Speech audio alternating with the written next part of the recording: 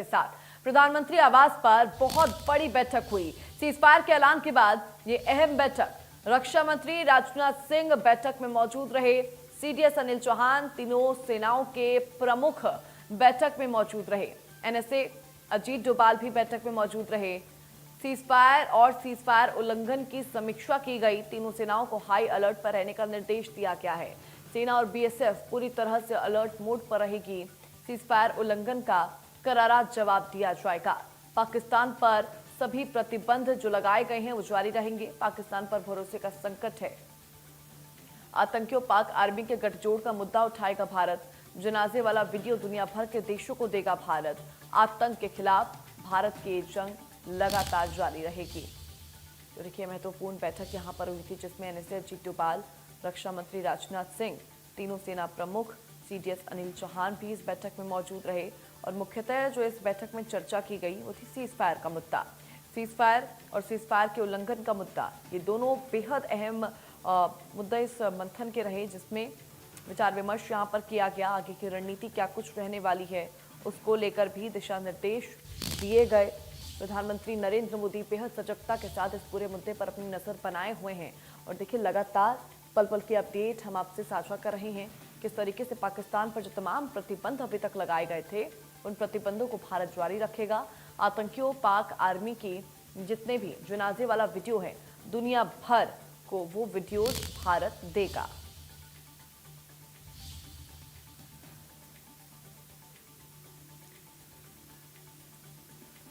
देखिए, पहलगाम आतंकी हमले के बाद से भारत में पूरा रोष का माहौल था। और उसके बाद से ही ऑपरेशन सिंदूर बदले के तौर पर पाकिस्तान पर लिया गया। आतंकी ठिकानों को नष्ट कर दिया गया। और उसके बाद पाकिस्तान इस कदर भौंकलाया कि वो लगातार भारत के ऊपर गोलियां बरसा रहा था, ड्रोन से अटैक कर रहा था। हालांकि भारत ने उसके तमाम हमलों को नाकाम कर दिया, तमाम कोशिशों को नाकाम कर दिया। और उसके बाद पाकिस्तान यहां पर सीजफायर के ऐलान के लिए भारत से संपर्क करता है। अमेरिका इसमें कथित तौर पर मध्यस्थता करता है। और उसके बाद जब यहां पर सीजफायर का ऐलान कर दिया जाता है, तब पाकिस्तान एक बार फिर से धोखा देता है। वो धोखा जो 1999 के कारगिल युद्ध से देता हुआ आया है। और एक बार फिर से पाकिस्तान का वही रवैया नजर आया और पाकिस्तान ने एक बार फिर से अपने फैसले से पलटने को उचित समझा और उसने सीजफायर का उल्लंघन कर दिया। और उसके बाद भारतीय सेना बीएसएफ ने ताबड़तोड़ तरीके से पाकिस्तान को उसी के लहजे में जवाब दिया। और उसके बाद ये सीजफायर के उल्लंघन को लेकर ये बड़ी बैठक हुई। हालांकि रात के बाद से पाकिस्तान की ओर से कोई गोलाबारी अभी तक नहीं की गई है। सीजफायर का ऐलान चूंकि कर दिया गया है, लेकिन ये स्पष्ट भारत ने जरूर कर दिया है कि अगर आने वाले समय में पाकिस्तान कुछ इसी तरह की हरकत वापस करेगा तो पाकिस्तान को करारा जवाब भारत जरूर देगा। अगर भारत के नागरिकों के ऊपर पाकिस्तान आंख उठाकर देखेगा तो भारत किसी भी हद तक जाकर उसका इंतकाम जरूर लेगा।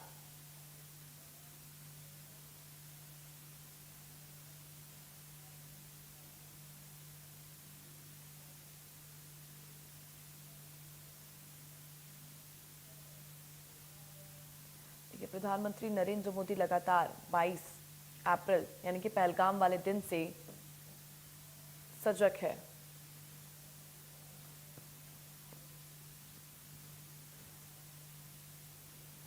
हमारे साथ ज्यादा जानकारी के साथ सीनियर एडिटर संजय शर्मा जुड़ चुके हैं।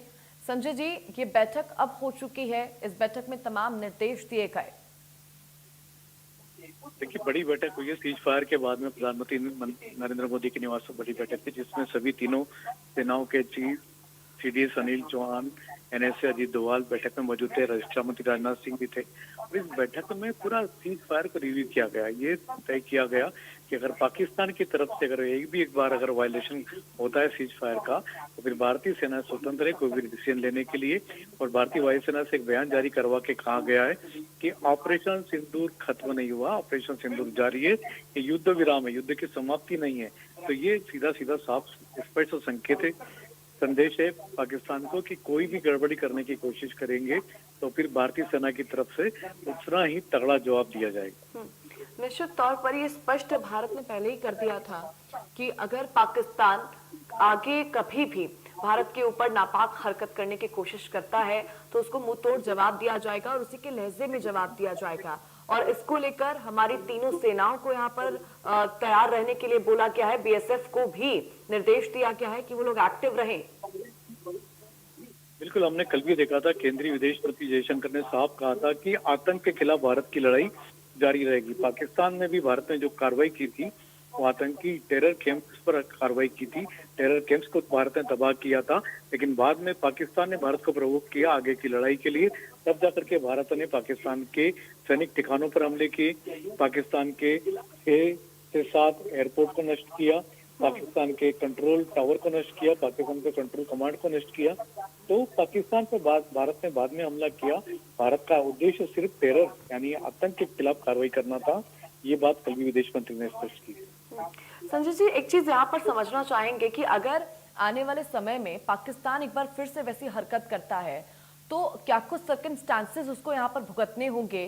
क्योंकि पाकिस्तान हर बार यही करता है, पहले वो गलती करता है और उसके बाद बाकी देशों के सामने जाकर वो मदद की गुहार लगाता है कि भारत को रोको।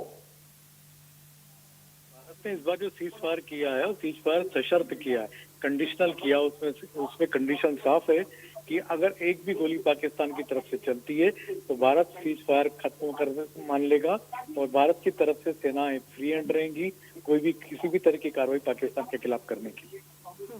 यानी कि यहाँ पर पूरी तरीके से भारतीय सेना और भारत सरकार तैयार है कि आने वाले भविष्य में जो भी होगा वो यहाँ पर बहुत सोच समझकर फैसला लिया जाएगा। फिलहाल बहुत शुक्रिया संजय जी हमारे साथ जुड़ने के लिए।